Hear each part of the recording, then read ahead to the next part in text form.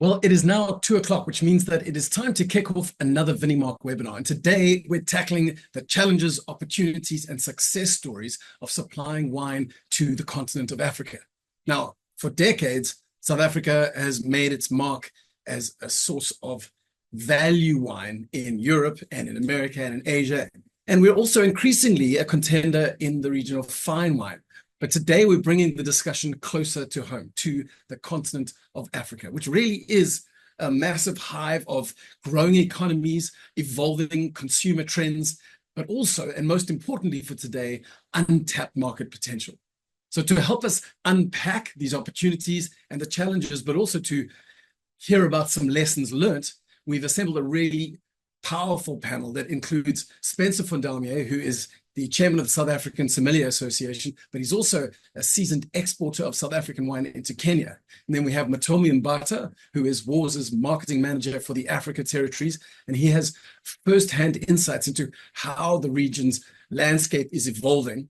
We are lucky enough to have Deanne Chimboza, who's the managing director of Under the Influence in Kenya, she's a key player for wine exports in both Kenya and also in Zambia. And finally, we have De Bruyn Steenkamp, who is Vinimark's export director, and he'll be bringing a strategic perspective on South Africa's wine place in the African market. In fact, I want to kick off the conversation by asking you a question, De Bruyn. I want to get a little bit of context for people watching at home to be able to understand the current state of affairs with regards to South Africa and its place. So what has changed for South African wine, and why are we now so excited about Africa as a market or as a basket of markets, given that most of our exports historically have not been into Africa? Yes, greetings all. My view is that Europe will still pay our salaries for a few years to come. It's traditionally been our big base. What concerns me about Europe, if I can say it's a concern, is that the market, I think, is overtraded. There are very dominant supermarkets, a lot of private labels, a lot of bulk exports, and just overall, I think the market in some spots are a bit depressed. I think a lot of young people are not drinking wine anymore. There's an aging population, and obviously the South African categories are also smaller there. Whereas Africa, I think there's still a very strong aspiring wine base. It's a developing wine market. And again, I think most of you might actually touch on that later on. Africa should not be seen as just one market. There's obviously all these clusters, and every one of the 54 countries are totally different, and we'll touch on that. But the South African category is stronger in some of those countries, and as I say, we'll look at bulk exports and packed exports a bit later on. I just think there's a bit more of a buzz around Africa. So I just want to quickly call out one or two numbers. I've just made some notes. I looked at Salva's export figures, and if you look at Europe in particular, and even wider, just on packed exports for 24, UK minus 10%, Sweden minus 2%, USA minus 6%, Germany minus 6%, China minus 37%. So we have to look elsewhere. There's no doubt about that, and who knows, it could just be Africa. So we did talk about it earlier, the balance between bulk exports and packaged exports. And that's a conversation that we've been talking about at large, especially with regards to export of South African wine, is that we are wanting to obviously improve the perception of value internationally. And one of the ways we do that is by managing to export packaged goods, not bulk wine. Can you tell me a little bit about how the African market performs in this regard? Super important point. Obviously, I'm worried that wine is becoming increasingly commoditized. It becomes a bit of a price game in a lot of instances. So again, just a bit of stats for the people that don't know it. My numbers show, those are all Salva's numbers, that South Africa exported in total 306 million liters of wine last year. So globally, whole world, that's about 40% was packed export and 60% bulk. So people don't know it, or some people don't know it, but the majority of our wines actually go out in bulk. Then it usually gets bottled in Western Europe, and then it can be packed under all kinds of critter brands, own labels, buyers' own brands, and so forth. But the interesting thing is Africa is different for various reasons. Africa perhaps does not have the infrastructure or the local production facilities that some of the Western European nations have, but I see that as a positive. So again, I said international is 40% packed, 60% bulk. Africa is the opposite. So by volume, Africa did 21.2 million liters of wine last year. It's less than 10% of South Africa's wine exports. But listen to this, packed export by volume, 74% of volumes, and then 26% was in bulk. And then by value, obviously there's a higher value when you export in packed format. 89% of the value sales into Africa were in packed formats, and only 11% in bulk. Perhaps Matomi or someone else might touch on that later on. Just for your reference, bulk in Africa is not massive. Nigeria is by far the biggest bulk market, relatively speaking. And then there's a bit in Kenya, of course, and Zimbabwe and Zambia. And then in terms of packed export, by value, the biggest wine market at the moment is Tanzania, Kenya, Zambia, Nigeria, and Uganda. So again, what that says to me, and we'll get into the qualitative things a bit later on, is that there's a better chance, I believe, of building brands into Africa than in a lot of other places because there's a higher packed export ratio. And we'll touch later on what you need to do in terms of building brands. And there's route to market challenges, we know that. But if I have to compare that to Europe and some other markets where we're so overly traded, where it's commoditized, where it's bulk export and own labels and all these weird things, I think Africa is well set. Can I just ask you to unpack? You mentioned two stats, which maybe I missed the distinction between them. You said that in Africa, 74% of the exports are packaged, and then about a sentence later, you mentioned that 89% were packaged, or at least I thought you said. I'm just trying to understand the distinction between. Yes. So the one is volume and the one is value. So 74% of volumes, just by literage, is packed export into Africa. But because packed exports has got a higher value to it, the value ratio is higher. So by value, that's in terms of rand or dollars, whatever you want to use as your currency. In terms of export value, 89% is packed export and only 11% is bulk because the bulk carries a much lower export value. Thank you for unpacking that. You mentioned Nigeria, and you said it's probably the biggest bulk client of South African wine.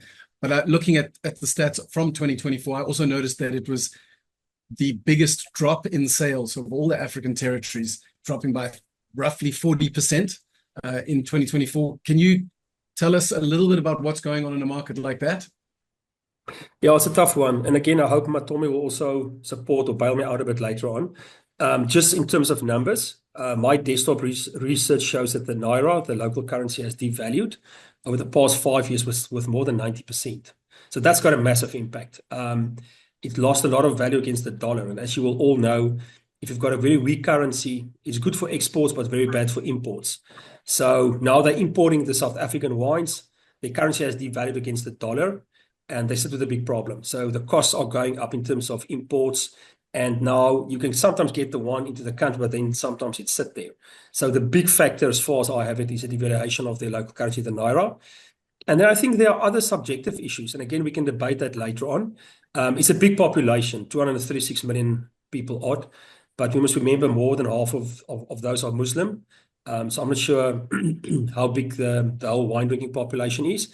And I think they've got similar challenges to South Africa, where the middle class is perhaps not that established yet. You've got a lot of rich people, but you've got a lot of people that perhaps cannot afford premium wines. So that coupled with the economic pressure coming from a weak currency make it difficult for people to actually afford importing wine. And then they sometimes go into other categories. Thanks, Brand. Maybe this is the right time to bring Matomi into the conversation. You referenced him earlier. I want to move perhaps to the slightly more positive end of the spectrum because as the Brand talked about earlier on, many of the territories in Europe are showing slumps where there's growth in Africa. So Matomi, can you tell me about some of the regions in Africa that you think are exciting woza the most? And when you're looking at how to market South African wine into the continent, what are the hotspots or the low-hanging fruit for you guys? Yeah, good afternoon, everyone, and thanks for having us joining on this panel. I think DeBrain has outlined it very well. And just to add on what he said, one should just be taken back to realities of that Africa is big. There's just about 1.5 billion people. It's an economy to a value of about $3.3 trillion. And therefore, it's still untapped. And because wine has not been in a market that's with the culture of wine drinking, it means the opportunities of positioning Brand South Africa as to the fact that Brand spoke of that there's an opportunity for positioning premiumization and branding and building brands. But we'll unpack that further. When you ask of what are the low-hanging fruit, definitely even when, as Wines of South Africa, selecting markets, it's based on volumes, but we also look into the macro and micro factors such as the political stability, economic growth.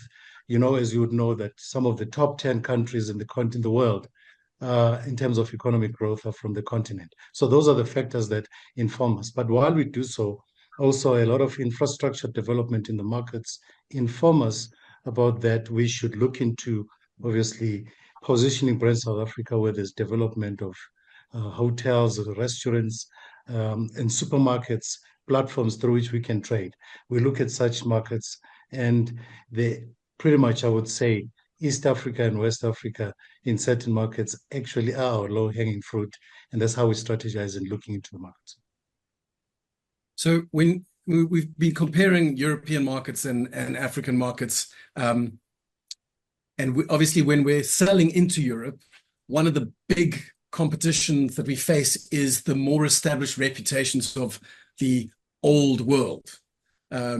Is that a factor that plays? Does it play out in the African markets as much when you're having to go in and market South African wine? I wouldn't say that's the case. And I think Brian mentioned that traditional wine markets are actually shrinking. And therefore, it means we need to, as we expand, looking into the continents where there's no history of wine, whatever you bring in, it's how you educate. And part of our strategy, and Diane will talk about that strategy further, is that we educate people about the history of wine, but also talk about the current standing and status of the wine in the industry. So the issue about it being an old world wine or new world wine is not an issue. It's the quality of wine and how it's presented, how people appreciate it. And to date, I think the evidence is that success of certain markets as selected in East Africa points out to the fact that when you approach a market with the right intent as well as with a strategy that's intended to make consumers feel that they are part of the wine, be it in consumption, be it in role play, in career paths that people take in a form of when they're trained to look out for work related, it actually adds value. So when you position wine, it's about quality and the stories that we tell. And I think evidently the success we had in markets points to that. Can I just ask one more question? I know we're going to talk about education later on, but I would imagine in one sense that many of the markets in Africa have fewer preconceptions about wine, but perhaps they also, as a result, have more misconceptions or misunderstandings. When you are engaging, especially with trade in these various markets, what are some of the misconceptions or misunderstandings that you come up against fairly often that it might be useful for South African producers to understand? I think South Africa has an advantage that fellow Africans are embracing South Africa with warm hands and warm hearts. So automatically we plug in. There's always a drive for fellow consumers, trade, and any other partners in the markets to appreciate South Africans as their own product. We position it as brand Africa. And in anything that in comparison to anyone producing region, at least they've got something to look at and say, this is ours. And that has been a success story. And as I put it, that the reception is warm. And therefore, if anybody as a wine producer is looking to go into the continent, you can be rest assured of the good reception and an automatic plug-in and appreciation. And that has been what I think even was what we do generic work and subsequently filter through to the brand owners, is that the appreciation and the drive of making it work is based on that it's an African product. No, that's comforting to hear. So, well, let's talk to someone who's working perpetually in one of those markets now, which is Diane Chimboza. Diane, I'm hoping you can give us some specific insights into the Kenyan market, given that it currently is one of our biggest territories alongside Tanzania. It also, I mean, it's doing roughly 110 to 120 million rand just in packaged goods alone. Can you help us where some of the impetus or the momentum is coming from? Thanks, Jono. I would say I think everyone has kind of talked about a little bit about obviously pressures around the world, like, especially in Europe, people are drinking less wine. So obviously Kenya has become more attractive for a lot of people. And I think the biggest thing, especially with all the global logistical challenges that we've had coming on the back of COVID, South Africa is our nearest neighbor, right? So shipping a container from Australia, New Zealand can take you 3 to 4 months. I can probably get something from South Africa in maybe 2 months if I'm lucky. But close, proximity to market. So for a lot of people, they're starting to look at that, and it's a big thing about supply, supply, supply, supply, and can you get your supply and can you get it on time? So I think that's been a big, big, big demand, and why South Africa is becoming a little bit more attractive. But I also think just because, especially when I speak about Kenya, just, the market demand, Kenya is a very, very cosmopolitan country. We've got the biggest UN campus here. We've got the biggest US embassy. We've got all of these multinationals. So you've got a very strong middle-class community who've either, who are well-traveled, who travel abroad, who've lived abroad, who come back home. And then you've got this international eclectic mix. So now you've got this, mix of people who are demanding better, right? I think the problem a lot has been that, Africa was just kind of a dumping ground for everyone and everyone's wine, right? But I think at this point, people are demanding better. It's just about having access, having knowledge, being educated, traveling, right? So people want better. So then it forces people on the ground to, kind of change how you do. So South Africa is becoming more attractive, right? It's closer to home. So many people visit Cape Town. They go to Cape Town. They go to these wine farms. They come back and they say to a hotel or restaurant, "Oh, why don't you have these wines? I drank all these beautiful wines." So that demand is really, really growing. And I think a lot of what we're seeing is, especially with the international community, a lot of them come to Kenya and they're like, "I don't want to drink French wine. I don't want to drink Australian wine. I want to drink Africa, right? Can you give me some really, really good African wine?" So that demand is there, that proximity to the market. I think one of the other things is just, pricing. South African wine is very, very well priced, like in general. But obviously the issues then come in, with import and taxes, which makes it high. So kind of balancing that, but that's what makes it more attractive, I would say, for us. It's an interesting point you mentioned how because Kenya itself has a very well-developed tourism industry, it brings people from outside the continent onto the continent. And once they're there, it's South Africa's part of the greater whole that actually puts them in a position. Because, I mean, when you said proximity is really important, my immediate thought was, but Kenya's doing far more and selling far more wine than the countries immediately around South Africa. So proximity is not everything, but it's that sense of almost, I guess, investment in each other. Kenya brings people through tourism and South Africa gets to benefit from that. Hopefully South Africa's wine industry gets to send benefit out to the rest of the continent as well. Yeah, and on the proximity thing, it's not easy to transport anything in Africa, right? So, what I meant proximity is we've got the coast, right? So even Tanzania, you've got the port. So that's what I meant. It's very easy then to, in terms of that, getting things down from the Cape and then kind of up, as opposed to somewhere else and around the world, you have to sail through many straits and all of that. So, there's a big advantage that just proximity closer to the market for that. Yes, no, that makes a lot of sense.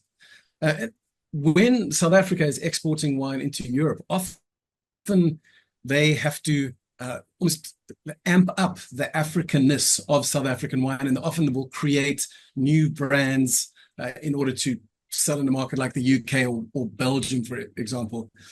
Is there demand for that as much when selling in a country like Kenya?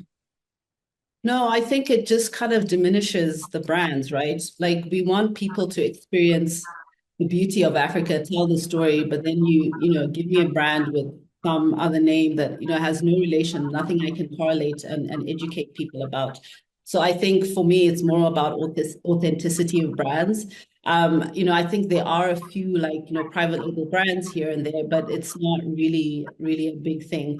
I think you just have to stick to what people know, because again, the unknown scares people. So someone says, "Oh, this wine is from this farm," but they've private labeled this one. They'll be like, "Why didn't you just give me the label from that farm?" So for us, it's not a big demand. But I think also the thing, it's just one of the things that we suffer from is kind of distinguishing brands for retail, for on-trade, all of that. So you're always trying to find everything everywhere, right? So you find the wine in the supermarket, is in your hotel, in your restaurant, in your pizza shop, in your chisanyama place, you know? But again, I think that's what then gives familiarity for here, because I think here there's just a lot of wine. I think that's another thing. There's a lot of wine from a lot of the world. And I know you had asked Matome about old world wine, but there's still a little bit of a perception that, you know, French wine is better or whatever, you know. But we always say, but yeah, but you know, the French wine that we get is not, you know, the wine that is actually a great representation of France, right? They're still giving you the, you know, the really cheap stuff, you know. So it's trying to take away that perception that, you know, South African wine is cheap or whatever. And it's like, no, you know, every country has cheap wine. It's not just South Africa, by the way, right? But yeah, there is still definitely that. Like we still struggle. I mean, you go to a restaurant and you've got a listing and there's like, you know, 30 wines and like 4 of them are South African. You're like, hey guys, go drink more Shannon. Like Shannon is better wine than all of this other stuff you have.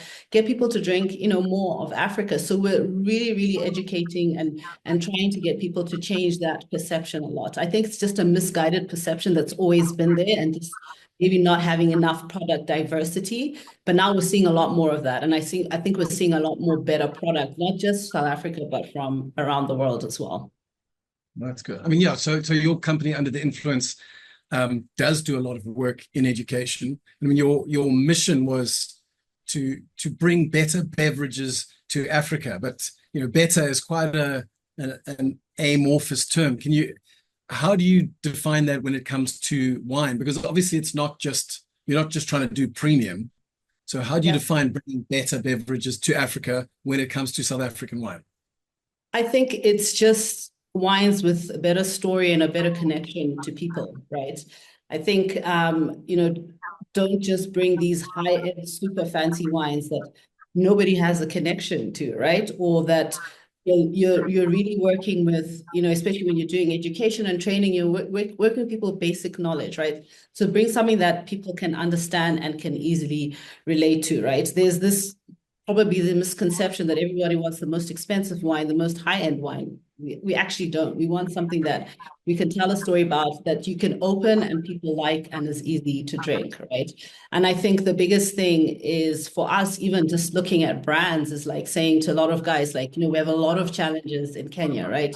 You know, taxes are really, really high, right? We pay like almost 140% of the cost of a wine, right? When you land it, all these things are really, really expensive, right? So we're trying to balance the cost with, you know, the quality that you're giving, right? And then it's just about, you know, getting the brands to come here. I always say to guys, like, people have no idea what Kenya is like until they get here. And then they're always shocked, like, wait, what? You've got all this, you know? And we're like, yeah, it's a very, you know, it's a very, very rich country. It's like rich for opportunity, but people need to understand, they need to understand what products works. You know, I always say to people, what I drink in Cape Town is not how it's going to taste when it comes here. So it's always a matter of, you want me to drink a wine, send me a sample, let me drink it in situ, and then I can tell you if this is going to work, you know?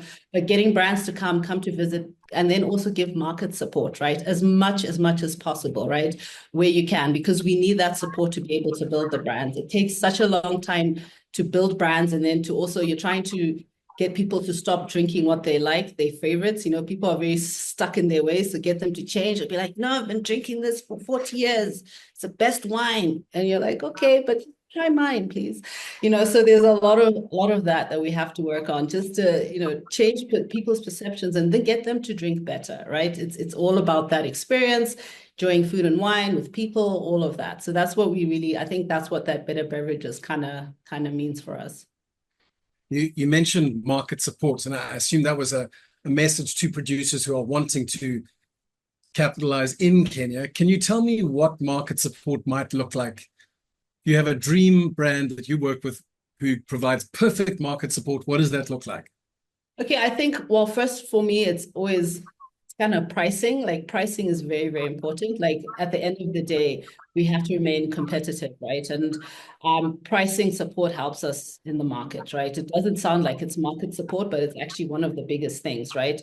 we have to be competitive on selling wines, especially if we're competing with other countries, right? So market support in terms of pricing, understanding that, you know, so even as we're having increases, all of that, how can we manage those increases, right? Because the higher the price, you know, the lower your volume is going to go. There's that, and then it is you know, sampling stuff, you know, a lot of samples. We love samples, right?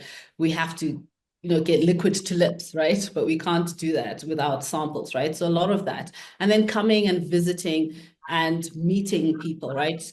Meeting restaurant owners, meeting hotels, going to lodges and seeing, you know, how your wine works or doesn't work in the bush, you know, but really just coming and understanding where you're working. Like Africa is not just a drop and go and then, you know, sayonara, see you later, right? I think it's very, very important for us to like collaborate with the brands and get them to come here and understand what we're doing. Yeah. And then just, you know, give forward, like meet people, get them to just drink wine and enjoy your wine as much as possible in any situation that you can. So I just want to ask one more question before, and I'm going to Spencer, I'm going to get to you soon to give a kind of South Africa into Kenya perspective. But Deanne, when you spoke about price being market support and obviously coming in as competitive, I would say probably many producers at home are thinking to themselves, well, South African wine is already undervalued in the international market. That's its biggest problem. Yeah. So for producers who are already thinking that and already feeling like the prices they're getting for their wines are too low, what encouragement could you give them? So I would say it's also like brand specific, right? You know, there's obviously like your higher end wines command the price, and that's fine, right? For me, I'm just talking about that everyday drinking wine that you need to get into people's mouths, however way it is, right? And you know, at the end of the day, money talks. There's no other way I can put it, right? And I know it is a balance. We have to find, you know, the middle ground, but I would just say, look, I can't push something that is too expensive, right? At the end of the day, that's the real truth. I don't know how reassuring that is to people, but it's just how business works, right? And you can see it in the numbers as well. You can see, you know, if something shoots up, you can see how much it goes down. And for us, it's always a negotiation, right? It's like if you import like different ranges from a farm, right? You always say, okay, fine, I'll take the higher increases. That's fine. I know how to place those. But it's that sort of entry level, easy drinking premium house that I really, we need to be competitive on. Otherwise, we won't make it because we're competing with Chilean wine, Argentinian wine, you know, French wine, Italian wine, which then comes a little bit cheaper, and then, you know, we get kicked out on the market. But that's just the reality. Money talks, and we kind of have to figure out how to make it work on both sides. Yeah. Thanks, Dan. I definitely have more questions for you, which I'm sure we'll come back to. But I want to bring Spencer into the conversation now. Spencer, you've been listening to Deanne talk about the Kenyan territory, and you've obviously been operating in that territory for at least the last 5 years. And together, you guys have at least been part of this impressive growth that we're seeing in Kenya. Can you tell me about does what Deanne was saying, does it resonate? Do you have some different perspectives on where the growth and momentum is coming from?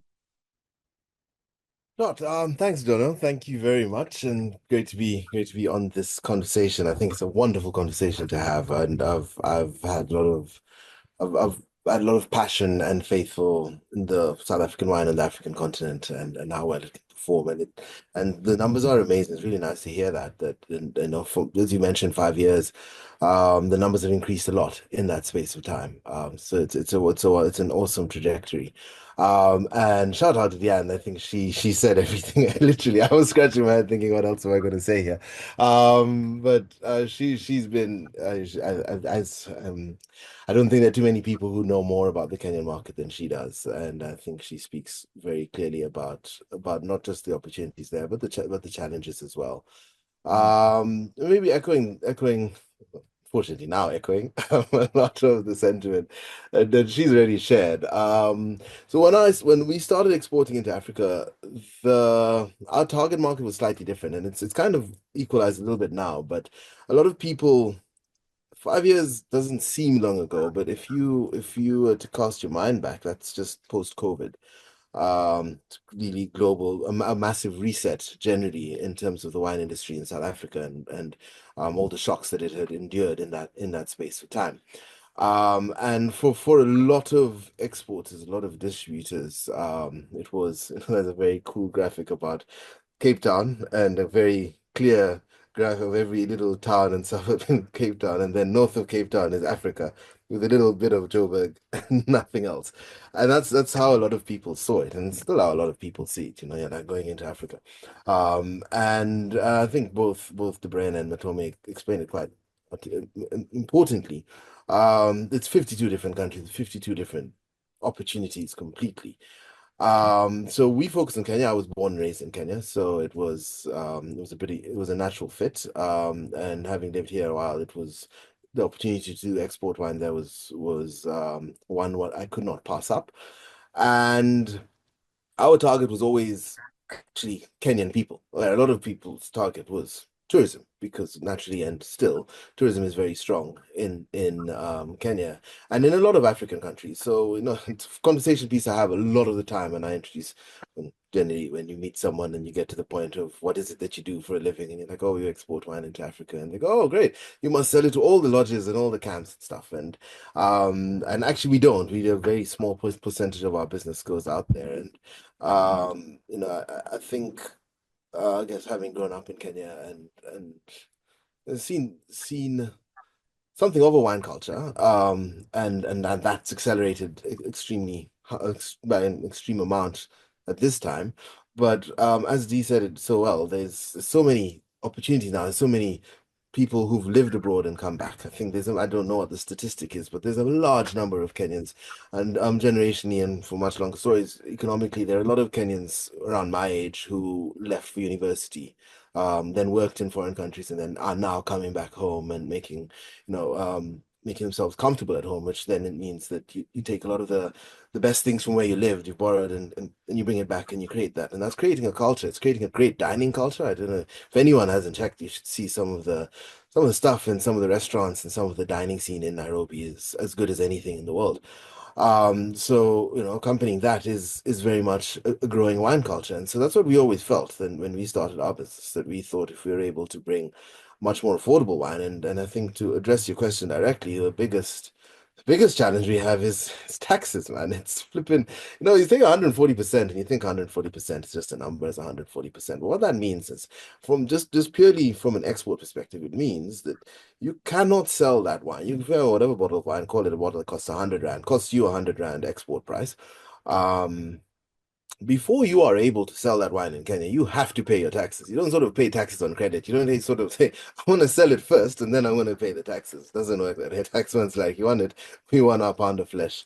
Now, what that means is you're paying 140 rand for something that costs you 100 rand. So that's a challenge. I mean, that changes the playing field completely. And so Dee mentioned it so nicely. The wine you drink here in South Africa, it's a whole other game, because what you're finding here for about $100, you're like, well, it's feasible. I could drink that at home on a Thursday evening after work. What costs 250 rand, you'll say, okay, cool, I could maybe drink that over the weekend on a special occasion with someone I'm trying to impress at a braai. You put that into shilling value. At 100 rand wine is now what you're going to be showing people at a braai, because that's where that price point starts to sit, and that it makes for an incredibly low ceiling for what you can do, and it creates a real tension as to what works, because you end up in so many ways just feeding the beast, because the only way you're going to get traction and volume is if you are selling wines of reasonably priced wines. And so you start to scour for the best value you can get at a good price, and then eventually you get beyond that and you end up just saying, right, this is cheap, people like it, and away we go. So yeah, it's a real challenge, and it's a really unfortunate challenge, because just touching on something. Yeah, cool, go. No, Sorry. just because there are two messages that are coming out, and I think this would be really important for producers to understand. So one is taxes make price hugely important, but the other is that Kenya is a market, and I imagine that there are other territories in Africa the same, that appreciate a good brand. Okay, so So there must be a way through, because you're not only selling cheap wines, and Kenya is a significant player for South Africa already with 110 or 120 million roughly per year in packaged goods. So what are the, perhaps, I mean, let's not go down to brand specifics, but what are the styles of wine that, you know, in your business you're seeing the biggest demand for, and why do you think they are succeeding, given the challenge of insane taxes and pressure from more established old world wine regions? Oh, yeah. So several layers to answer that question. What I was gonna just quickly touch on, and I think answers your question to a point. So Dee mentioned proximity, and geographic proximity, which is a big deal. But I think there's a real thing about opportunity and preparedness here, right? And you mentioned how our immediate neighbors, when I say our, I mean the greater our, South Africa, adopted our immediate neighbors are not picking up wine in the same volume as they are there. And I think that's very much about their preparedness and their market's preparedness to receive that. And as described earlier, because of the opportunity in Kenya, because of the growing middle class and the interest, then that preparedness is there. So now the proximity, completely starts to make sense.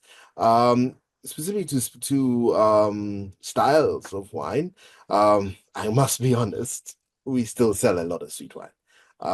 That's our bread and butter, to a large extent. And no, I don't view it as potentially a terrible thing, because at some point, I think De Bruyne touched on the general global wine industry and the pressure that global wine industry is feeling, with people drinking less wine across all demographics.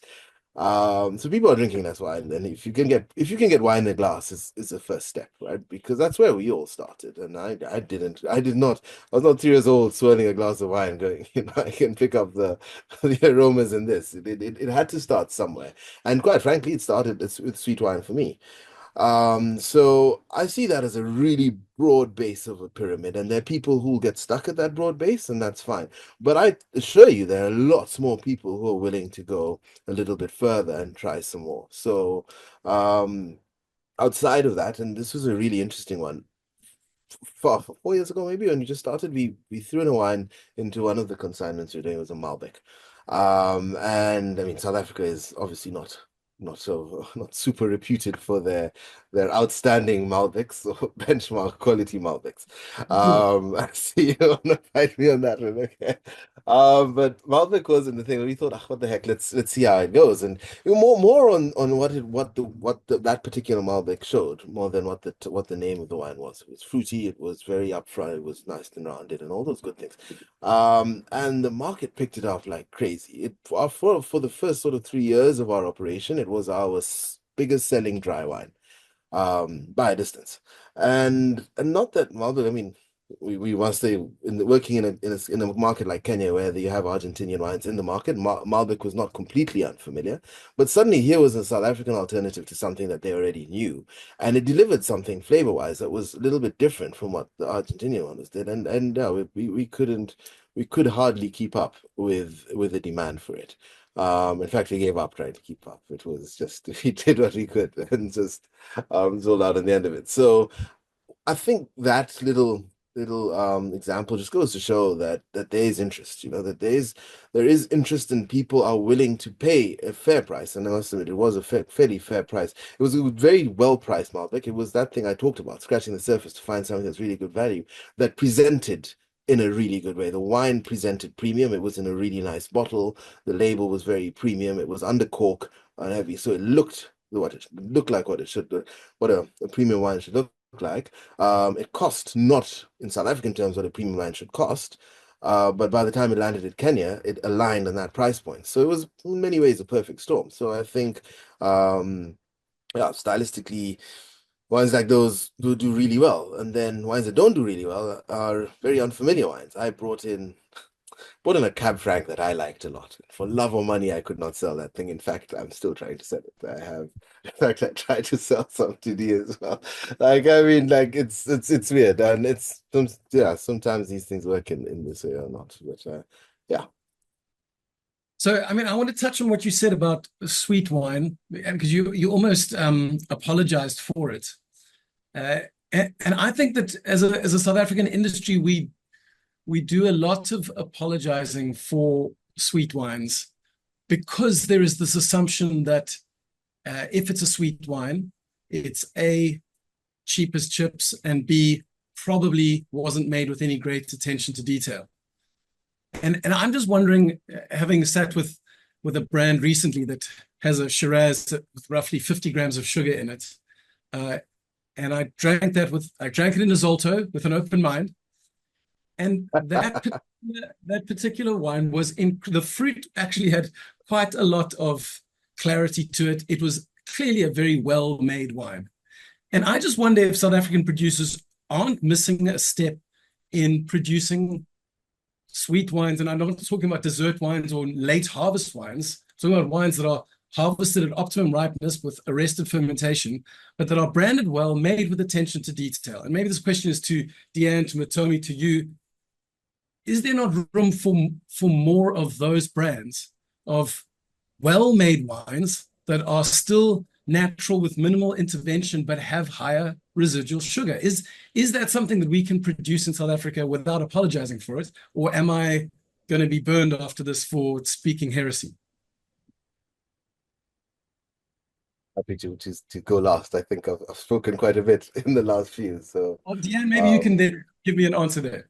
I find it funny because, you know, for a lot of places when I moved here, it was you'd go to a restaurant and then be like, okay, can I have a glass of red? And they'd be like, dry or sweet? I'm like, what do you mean? Like, obviously dry. But then that was the thing. You go anywhere, they always ask you dry or sweet. And it just tells you that there's a huge demand for sweet wine. And I think what you started with, Spencer, where you said people start drinking sweet and then they move up, right? But it's still very aspirational, right? You'll go out and you'll meet very nice people, you know, they seem very sophisticated, but then they'll be like, do you have sweet wine? And then you're like, if that's what you want, I need to supply it, right? So I think it's a very, very big driver. And I think it's a great way for people to start drinking wine, right? Because on the other side, you're competing with people drinking beer. Like Kenya is a huge beer market, right? So you're competing with beer and then you're competing with dark spirits, right? Like people drink whiskey here like water, right? So how other way can you get people to drink wine, right? So if I'm trying to get a whiskey drinker to drink a bottle of red wine, I'm going to toss him with something sweet so that he can understand, and then he'll graduate up, right? But again, I think on sweet wine, the issue is premium sweet, because we've also looked at that.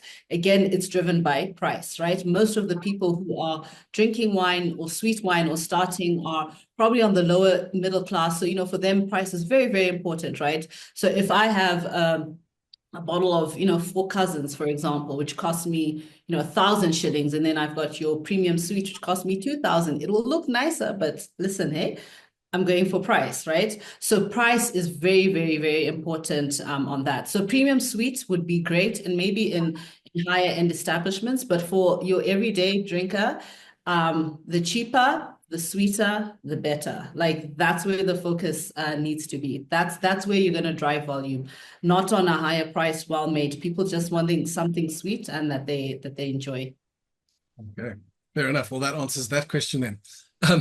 Matomi, you spoke earlier about you choose the markets that you invest in or that you apply budget. You select these markets based on volumes and political stability and infrastructure.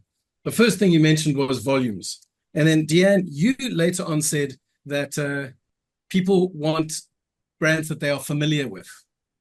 So now the question, Matomi, I want to ask you is, what do brands need to do if people are attracted to things they're familiar with, and you invest in regions as Woza that where volumes are already there? I mean, it's like the chicken or the egg. So the question is, if we go with the egg, what must producers do? What kind of brands are succeeding? When I speak to marketing experts, answers like go as simple as possible. Everything must be simple. Chocolate block is success lies in its simplicity. You know, Blue Nun, it was simple. Or, you know, all these marketing stories through the last 70 years all talk about simplicity. Does that hold true, or are there other elements that brands need to think about when breaking into new territories? I'm going to point out that Africa is rich with opportunities, and it is not a dumping spot. Indeed, as Deanne said, it's not a question of that you need to go with what people are familiar with. And that's why earlier on I spoke about the educational component, which is very critical in sensitizing people about what differentiates, the model of training that we do. We differentiate a Chenin to Chardonnay to Sauvignon Blanc, just the basics that people need to know. Subsequently, people get to appreciate wine. And this is how you would then see the shift from just consuming and only preferring what is sweet wine to more dry wine, and subsequently the migration from just entry point to being more sophisticated and more knowledgeable about wine. So those are critical areas. And when it comes to the role that the Wines of South Africa is an organization that is tasked with creating a platform for the industry, because that's our key mandate, is to identify markets, create a platform in which they can then introduce their brands and run with their brands at commercial level. But what is key for us is aligning and associating ourselves with key stakeholders. I'm talking here trade, your importers, your distributors, your Spencers, your Diane, and many others who are linked to the wine business, to actually make them aware that we are there as an organization, but as an industry that is to support whatever effort they put in positioning brand South Africa. In that way, it creates an opportunity even for a importer to be able to access market and filter down to the consumers. Then second to it will be the actual media partners. So we partner strongly and we give a visibility and brand visibility to the market through those channels. And then, of course, we also now, going forward, reaching out to consumers, because we realize that if a consumer can realize and understand where the origins of the wine comes from, the fact that we earlier spoke of proximity, that they can visit South Africa within 5 hours and be in Cape Town and do exploring the winelands and meet the winemakers. Those are the fundamental things that to date, and by the way, this is not just an overnight thing, that the success we see in Kenya was because of the 2 years. We've been there for over 10 years. So it's been work that we've built, and having started to position brand South Africa in the market dates back to 10 years ago. This is work that when we do market positioning in the different markets, we'll see the success we see in Kenya and other markets. To your question, my take is that when we select markets, we work based on that. It's got potential of growth, a history of economic development, economic growth. I mentioned infrastructure.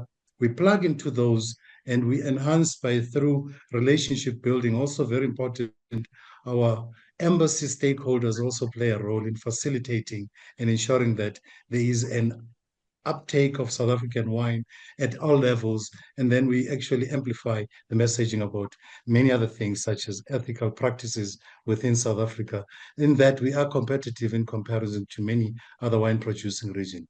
And evidently, Wines of South Africa has been to date the most investing generic body in all the markets.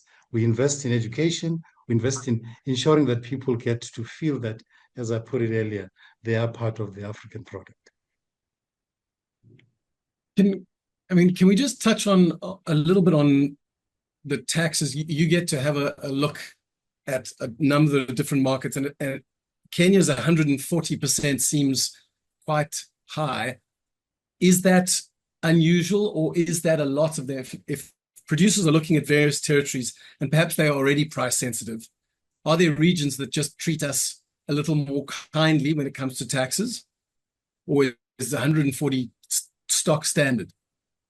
It is frustration and rather unfortunate that, it being an African continent where we should be driving what is said to be African Renaissance, we have the Africa Continental Free Trade Agreement, which is intended to drive more intra-trade and make ease of access to market, amongst other things, that is a challenge currently, which makes us to compete, and not to compete, but rather be at difficult position, is the fact that the tariff and non-tariff barriers still are an imminent problem. So on an ongoing basis, Wines of South Africa also gets to input and get to inform the key stakeholders, such as departments of trade industries within countries as well as in South Africa, to take these matters forward, because there's no way we could be going on about the Africa Continental Free Trade Agreement and talking about drive within the continent in terms of trade, and still make it frustrating for businesses to come in,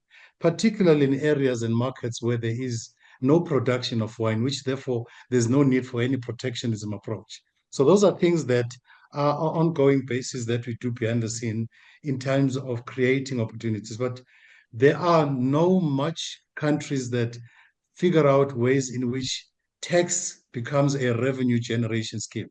And it's frustrating because it's not reflective of what is spoken of a progressive Africa that is driving growth within the continent. So work in progress. However, as you would know that at government levels, things are actually rolling very slow.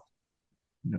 Well, Debrain, maybe I can ask you to add in, as Vinimark's export director, I mean, it's your job to be smart about the territories that you move into. So just sticking with those tariffs and those trade things, are there areas that perhaps are a little easier to manage than that? I mean, can you give me some insight into numbers, perhaps, if you have any?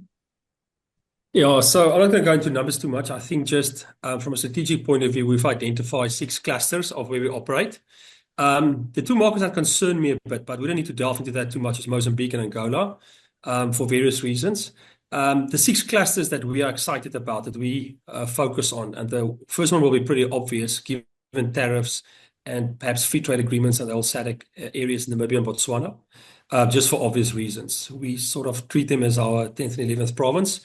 We send our own trade marketing people into those countries, and we roll out, whether it's through supermarkets, DCs, retail work, trade, lodges, the whole thing. So Namibia and Botswana for us is a very, very big part of our business. Vinimark is fortunate enough, we've got Robertson, which is our scale brand, and then we've got obviously premium brands as well. But Namibia and Botswana for us is a very important cluster. Secondly, going to West Africa, Nigeria, fascinating market, but as we've said, tough at the moment. Ghana, super nice country. Love Accra, I think that's great. And then we see a bit of interest from the Francophone nations, Benin, Togo, Ivory Coast. It's still a bit of time that we need to spend there, but that's quite exciting. Then the third cluster, I would say, is Zimbabwe, Zambia, up that way. I must also just be open and honest about it. I see quite a bit of cross-border trade happening in Africa. I think everyone will know about that. So you do find a few operators that style themselves as route to market developers, and there is a bit of grey trade moving into Africa. P.S. it may, that whole Zambia, Zimbabwe, from the falls and upwards, there is some interest happening there. Then, of course, the most dynamic region, as we've discussed, is East Africa, and thank you for my colleagues that's doing a good job for us in Kenya. Kenya is super important for us. Tanzania is super important for us. And I think Uganda is also a super cute nation. So there's a lot of stuff happening in East Africa. And then the 2 last areas I want to call out, the one is the islands. Obviously, Mauritius, Seychelles, Reunion. I think we can do better there. Those are also tourism markets. There's also expat community, if it's not only about local sales. And then, I know it's going to sound creative perhaps, but don't disregard the Emirates. It's not physically in Africa, but there's a lot of African trade going through the Middle East at the moment. Some duty-free operators sit there. Some of the bigger exporters or companies like MMI trade back into Africa. So I think it's super important. I know it's not the sexy side of the business, but you need to understand route to market super well and understand how you get stock moved out. I think everyone has touched on logistics and route to market. So we sit daily and try and figure out how to get the wine into the countries in a very logistically effective manner. And I would say those 6 clusters are super important. They are different, make no mistake. You can't just say you want to sell wine into Africa. So you need to have, and perhaps I can touch on that a bit later on, but we need to understand how each region and country differ, and then make sure you've got a proper plan and good partners for each of those clusters. You mentioned that, I know you said you didn't want to dwell too long on the area that concern you, but you mentioned Mozambique as one of the areas. But Mozambique last year grew by 65%. So I'm just wondering what. Yeah, it's tough. It could be different for other people. We see a lot of cross-border trade happening, to be honest. So there are sales, but it's not all, let's say, how can I say it politely? Legitimate sales. There's a lot of action through Komatipoort, to be honest. And then some people get the stuff into the markets, and then you get obviously the beach resorts. I think they also had some political instability. So I'm not negating or saying anything bad. I love Mozambique. It's one of my favorite places. Angola as well. We just feel, and I think Matomi perhaps alluded to that, we need to focus. We can't try and sell in all 50 plus territories in one go. And from our point of view, perhaps the 6 clusters that I've mentioned, I think, look to be the most exciting for the next 3 to 5 years. But of course, we'd like to sell wine everywhere. So just to make sure that everyone is clear, when you're talking about grey sales, you're talking about stock that has perhaps moved into a territory illegally. Can you outline that process so the producers know how to protect themselves against that, or to know what they're up against? Because I understand that can do a lot of damage to your getting your products sold in settings or spaces that you don't even know about. So can you make listen, it's not different to Europe. Europe has also got open borders, and there's daily, or not daily, weekly perhaps, someone in Denmark or Germany or the Netherlands say, hey, what's happening? So it's not limited to Africa. I'm just saying that there are quite a few duty-free operators. All you can do is to make sure that you work with good partners, and a lot of them are very good people. But there are a lot of, let's say, fluidity and flexibility when it comes to Africa sometimes. So all I'm trying to say is you have a very sort of, let's say, a defined formal sector where you work in a normal import-export relationship, and that's great.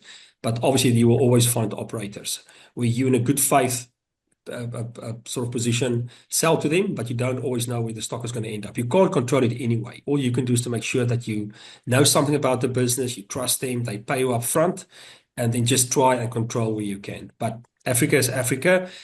I think Deanne also mentioned infrastructure not always so developed, and I've seen quite a bit of movements over borders.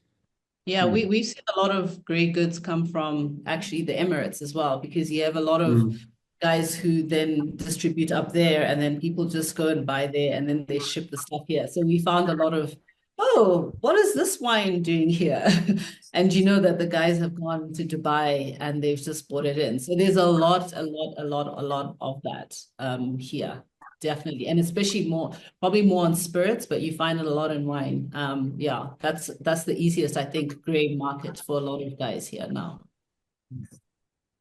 Well, Debrain, earlier I asked Deanne what are the things that a producer should be able to do to support their distributor or their reseller. Can I flip that on its head and say a producer who's thinking about moving into a territory, say Uganda, what questions should they be asking of the people that they partner with? You said, well, you want to know who they are and they must pay up front. But what sort of capabilities and what sort of service offerings do you think these should be looking for to make sure that if they do pick a market and they do focus on their market, that they're with the right people? What do those people look like? So firstly, Jono, I'm super excited about Africa. I must just say that again. I think in Europe, you've got thousands and thousands of importers per country, but South Africa is relatively small in some countries, and it's super competitive. You're competing against France, Italy, Spain, and all that. Africa is about people. I think everyone has said that. And I think for me, that's super exciting.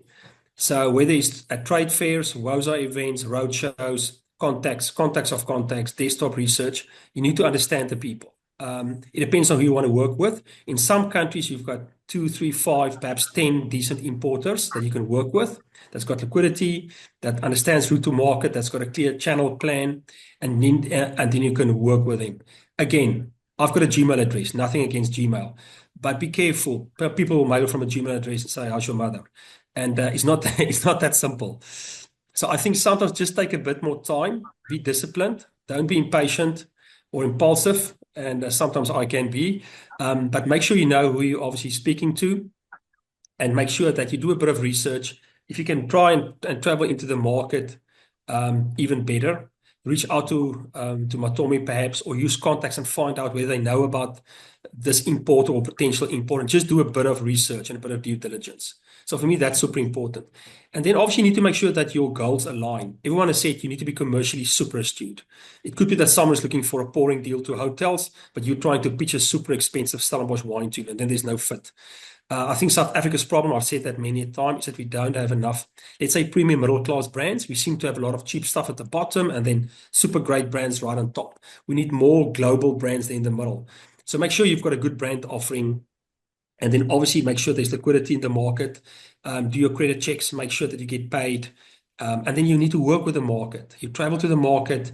Everyone has said, do your sampling, respect the market, don't be arrogant, listen to what they say, understand the channel strategy, and just make sure that you are authentic. You can't just be what you're not. You can't just come up with all these weird brands and think it's going to work because you read it somewhere on the internet. Work closely with the market and choose your partners wisely. I know I make it sound more simple than it is, but it's actually quite complex. So it takes a few months, perhaps longer, to do a lot of good diligence, speak to, network, travel to the market, be close to them, and work with good people.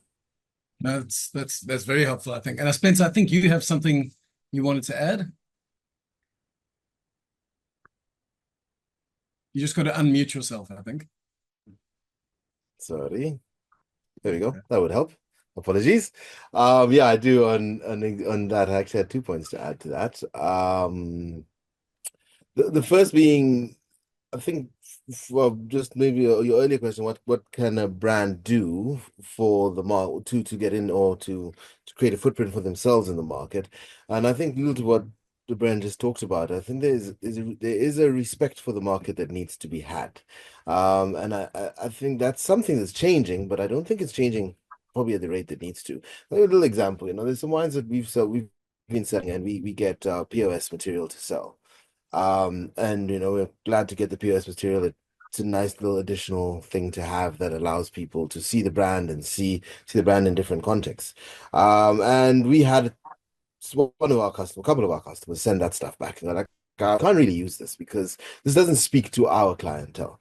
And speaking quite frankly, a bunch of white people sitting around a picnic enjoying a glass of wine as a POS is it's not relatable, right? So you're looking at that thing going, oh, okay, cool, but that's not me and that's not us. And so, sure, thanks, nice poster, but that's not going to make me want to drink your wine. And I mean, well, I suppose speaking maybe a bit more sensitive things at this point, but for a long time, South Africa's market has been to Europe. So that's targeting a certain demographic. Now, it's not a copy-paste job to use that same stuff to go into Africa and say it's going to work the same way. And I think that's something that requires consideration. So you're going to take this market seriously, take this market, it's a growing market and things like that. And similarly, you'll send food pairing notes and go like, yeah, no, this is brilliant with foie gras, and this is a great Sauvignon Blanc that goes with caviar. And I'm like, how many people? I mean, realistically, yes, of course it's available, and yes, of course there are places in Kenya and other parts of Africa where people are selling that, but that's not your meat and drink stuff, that's not where your volume is going to be moved. And so if someone's telling you how to drink your Cabernet Sauvignon with a Chisanyama, that's relatable because that's where the wine is being sold. And so, there's a fairly laziness is the wrong word to use, but it's a very lax attitude towards marketing wine generally into new markets and saying, right, what worked over here is going to work over there. And that's absolutely not true. And so I think great advice for a brand going into the market is do some investment. It won't, change a word or two, focus a few things, get someone in market, someone, you spoke of education. I think lots of people in Kenya who are wine savvy at the moment who would be brilliant that you could put on board and say, right, this is our standard trade presenter. How can we make this more appealing to the people on the market? And you do something like that, you're gonna meet success. I think you're gonna have a greater possibility of meeting success than your copy pasting. I think you've raised a point, and you raised it earlier as well, is a definite need for understanding, sincerity. We talk about authenticity in marketing all the time. Even when we are talking about connecting with consumers within our own culture, authenticity is important. How much more if you are required to sell products cross-culture? So I think that point you've brought up is absolutely key. And like you said earlier, it's not just the lodges. How many people, when they think of Kenya, Do they think about a mountain and a safari and that's it, and maybe a coffee tree? It's like, so that idea of doing research, digging deeper, and understanding that you're not selling to a market, and you said this earlier, you're selling to people.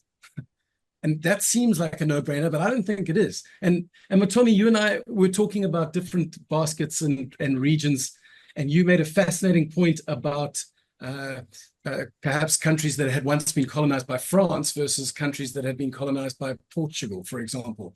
I know we've gone a little bit over time, but I really think this point of respect for the market and understanding nuance, this might be the most important thing that we've said today. So, Matomi, can you maybe just talk a little bit more about, I guess, digging down into the culture of different groupings of markets? Yeah, reality is that what makes low-hanging fruit is, number one, the wine drinking culture, but also when you go into a market and plug into the culture. And so when I spoke to you much earlier, we touched on that we are more successful in the Anglophone countries solely because we can relate. And when you go to Francophone countries, there's still that allegiance with the former colonizers. So therefore, it's an automatic. It's still a lot of work, and we are very mindful of our investment as to where we go, where we can get immediate return on investment, but also be impactful. It's for that reason Kenya, Tanzania, Uganda, those being our East Africa strategic markets, are a success because they are automatically receptive of our positioning. If you go to Lusophone countries, yes, attractive as they are and having obviously the wine drinking culture, that has been also evident that it also is those are markets that can pose to be a bit of a challenge because they too are still linking to the actual Portuguese wines. So in terms of strategizing, I strongly say one should obviously tap and explore other markets that may not necessarily be Anglophone countries, but we will be more successful in those Anglophone countries. That has been evident. And I think a point has been made that a lot of work needs to be done in markets. There's no way you can make an impact and understand the markets if you're doing it based on the laptop here in South Africa. You need to physically be in the market. Wines of South Africa creates these platforms. It's the most cost-effective way through which producers can tap and gain access. If you went there alone, I can almost say, yes, you can as a producer. You will run around, but Wines of South Africa creates a platform. We bring in trade, we bring in media, where we say interact, and we take it from there. Before I leave and anything else gets said, this is the year in which Wines of South Africa is hosting Cape Wine. It is also another platform where trade will be invited, media will be invited. Second to it, then producers can have a platform at the actual space of comfort to present wine to. So you need to be in markets. We are bringing people into South Africa. It is a benefit that fellow South Africans and producers can actually gain access to. Fantastic. Thank you, Matomi. And I know, can I just ask one follow-up question? You made a comment earlier, which I wanted to come back to. You said, when we talked about how Kenya is doing so well, and there's a number of really good partners, you said, well, it didn't happen overnight. It's been 10 years of hard work. And that point of continued engagement just popped up again and again. My question to you is, which territory today gives you the same gut feel that Kenya was giving you 10 years ago? We've spoken about Tanzania, Uganda, DeBrain mentioned those three, and Kenya, but what are some territories that you're feeling like, hang on, there's momentum here, there's a wine culture here that perhaps we haven't tapped into yet? So the East Africa markets spill over automatically because that proximity as well of markets. But in West Africa, we are still to see that potential Nigeria has got to offer. Size of the market, economic growth in terms of potential, and it's huge. And not just in one style. We have many styles of wine that we can introduce to the market. So Nigeria is next. I'm still not taking away from what the brain mentioned in terms of the Zimbabwe, Zambia, Botswana. That also is very key because it's a driver from a tourism perspective, but also there's a growth in the local consumption. And of course, I mean, one can also play around the Lusophone countries, both Mozambique and Angola, because there is an automatic wine culture. We can continue building up. It's just that we are very limited resource-wise. Of course, if somebody gave me more resources, I'd be able to explore further those markets. But in the interim, for the impact and the volumes that we see, and one of the highlights again of this discussion is that in Africa, South African wine has seen growth in premium positioning. So the premiumization positioning by South Africa in terms of the industry and producers plugging into it, supporting it through and through, is evidence of that. We can conquer and really make it worthwhile for our producers. Fantastic. Thank you, Matomi. So, as I said, we are over time now, but I just have one question from Stefikile on LinkedIn asking about Côte d'Ivoire, specifically saying we have a wine mature country like Côte d'Ivoire.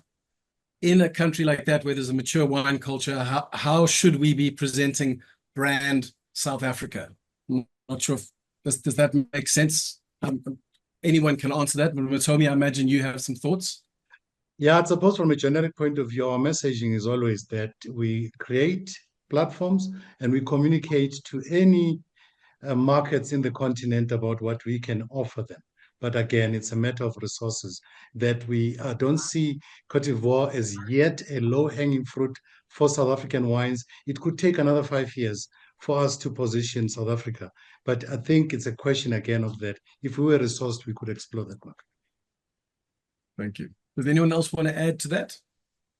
I want to say, I think the thing about Africa, right, for all of our differences, right, I think, there's this wine culture, right, this experiential culture, and I think in a lot of places, the middle class is growing that, right?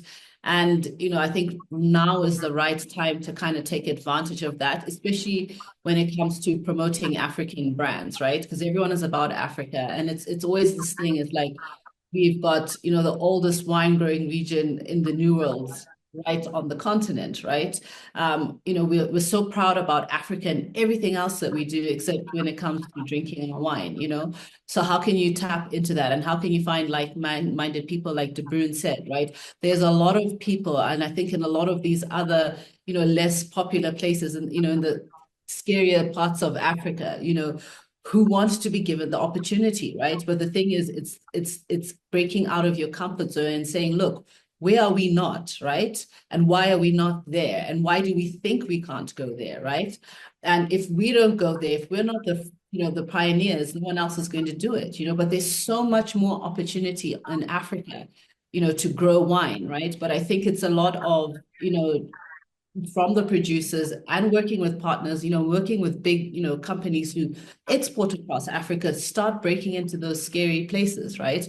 Because, probably Kenya was scary maybe 20 years ago. Like nobody knew anything about, the southern borders, right? The southern countries, nobody knew what was going up there. And look at where we are now. So all these other places in Africa, but it is for all these guys who export across Africa. We have to start going into other markets and not be scared, because there's so much more opportunity to grow a lot of these brands, right? You might see, and what you'll find is you might find brand fatigue in certain markets, right? That happens, it's going to happen. So where else can you grow volume, right? You have to find new markets. And I think it's on us to, just give it a try and see. There's so much more opportunity in Africa, but we are the ones who have to drive Africa, right? No one else is going to come. If we don't do it, the Europeans will keep flooding, their wines here. That's what all people will drink, right? So Deanne, you guys, under the influence, is already operating in Kenya and Zambia. Where to next? We are in East Africa. We do East Africa. We do a little bit of West Africa as well. We do Southern Africa. I think Central Africa is now sort of a focus, and then going up, right? Going to Morocco, going to Egypt, seeing what's out there as well, right?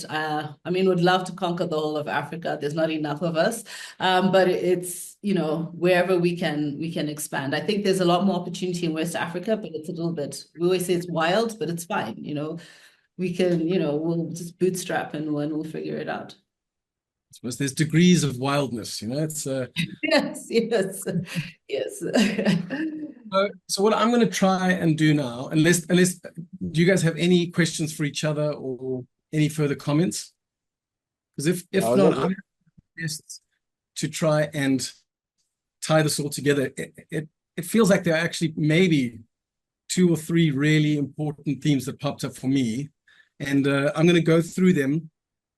If I miss anything, everyone at the end of it all, everyone just sits and stares at me, like, okay, let's end now. But if I miss something that you guys think is really important, please tell me, because it's more important that that gets brought up again so that the producers at home don't get my memory of the conversation, but actually the really important keys. But Spencer, you do have a hand up. So before I have a go, I want to hear from you. Yeah, and I just wanted to quickly, before you concluded, just really appreciation and acknowledgement for what Matomi's done with Woza into Africa, and having seen that firsthand. And it's not just all talk. Like, those roadshows are incredible, and they have done a lot. And I do sincerely hope, friend, that you find the resource you're looking for, because quite frankly, a few roadshows into the Ivory Coast, into Francophone, as you've said, Francophone Africa, where this wine culture is already set up, I think, as the guy from LinkedIn asked.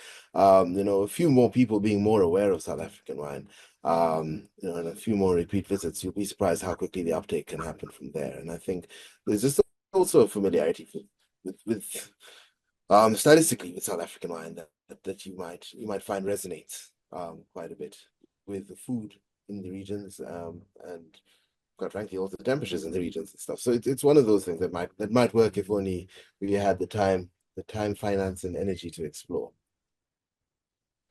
Fantastic. Thank you, Spencer. And Matomi, yes? Yeah, Africa is open for business. It's a given. And it's the fastest growing economies, and everybody's looking at Africa. And the evidence thereof, we've seen many other wine producing regions now looking into the African markets. So therefore, it's often said, you snooze, you lose. So we don't want to be caught up in that. We don't allow the other wine producing regions to come and eat our lunch. I spoke at length about the Africa intra-trade, and let's be the enhancers of it. And by visiting the markets and being visible in the market, it's the only way we can have the consumer and trade partners and media to actually be entrenched into the wine, South African wine in particular. But Africa is open for business. Thanks. Thank you, Matomi.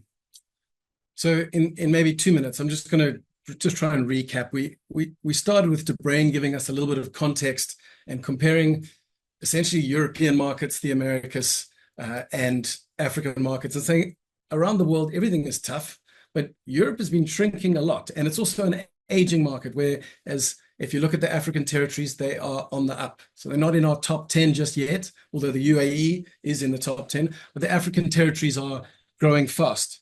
And what came out of that, then we asked, well, okay, you want to move into a territory like that. You have the support of something like Woza, of an organization like Woza. And if you're going to move into a territory and you don't connect with Woza, then you are already missing a trick. But once you're there, Deanne brought up some amazing points on how to support the distributors that you work with. You need to understand the local conditions, from tariffs to trade requirements, but also to the market as it exists. You need to understand where your product is going to sit on a shelf and what's going to be on the left and the right of it. So there's a sense of not only understanding what you're selling into, but also understanding the people that you are selling to. And Spencer spoke more about this as well. When you think of the African market, if you are thinking of expats and the lodges, you should just go home. Don't even bother. But if you're looking to engage with the culture, and if you're looking to really respect that market, then you will do your research, you'll do your due diligence. And I think every single panel member mentioned it: visit the territory. And I understand that for smaller producers, that is sometimes a prohibitive cost, but then spend time talking to someone who has visited the territory. Do the research, essentially. And the next thing is to make sure that when you're marketing to, even within your own culture, you are very aware of hitting your market. So when you're producing marketing materials for other markets, you really need to start from scratch. This is not a cut and paste exercise. And if it is, you're going to get cut and paste results. And then we asked DeBrain, okay, we've picked a territory, we've connected with Woza, we have connected with a party that we want to work with in that territory, but what sort of questions should we be asking? And DeBrain brought up a couple of points about liquidity, being able to get paid in advance, just a sense of establishedness. Something as small as a Gmail email address may be a clue that this is not as established a partner as it is. And again, you've got the support of a network like Woza, where you can get hold of them and say, what do you know about this partner? And to get that insight before you get stung is hugely important. And finally, this theme floated across the top of the entire discussion, and that is education. And that there are some cultures that are very wine savvy and have a very mature wine culture, and others are brand new. And in those regions, education is going to be key to progressing customers from perhaps a certain style of entry-level wine onto the rest of your range. And ideally, you want to be selling your entire range into a particular territory. So you want to because you build your brand as you expose that particular territory to more and more of your products. And as Deanne said, that's not a sayonara kind of affair. That's a long-term engagement that you have to be willing to do. Matomi spoke about Kenya being 10 years of work.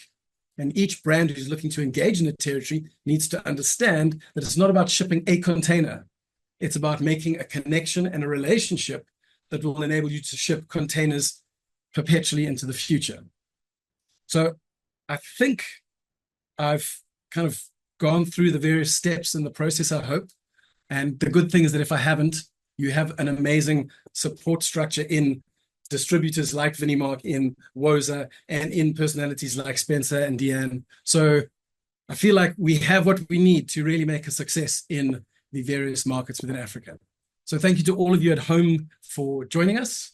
And just before we sign off, I'm going to ask the panel one more time. Is there a last point that we need to touch on that I skipped over? No. You've covered it all. Fantastic. Thank you for your time this afternoon, and we hope you have a Thanks, guys.